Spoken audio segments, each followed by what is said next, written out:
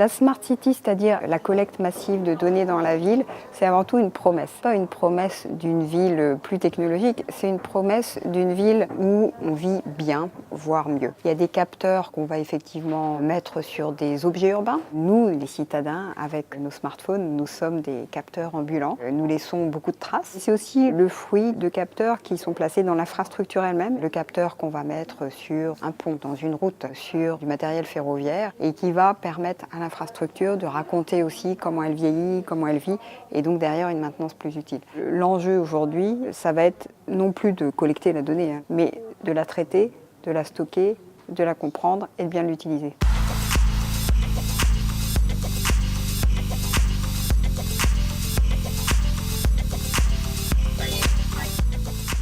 Il y a les données qui permettent, de prendre le pouls de la ville. Voilà par exemple ce qui circule sur la chaussée, voilà l'énergie qui est en train de dépenser tel bâtiment. Deuxième type de données, c'est la donnée qui va permettre d'optimiser. On n'est plus dans un simple système d'information.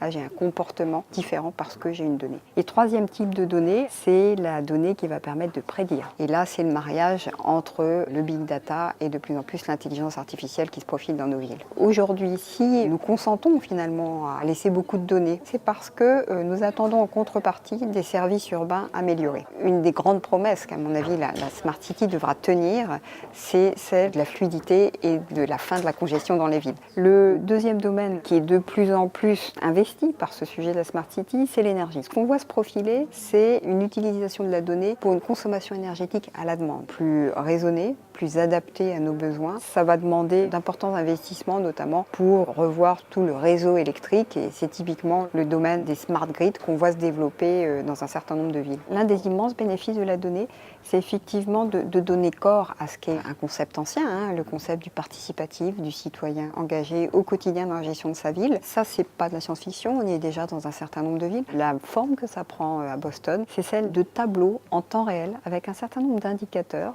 qui, chaque jour, mesurent la performance de la ville. C'est-à-dire que vous, en tant que citoyen, vous avez une visualisation en live de ce que votre ville a réussi à faire ou pas chaque jour.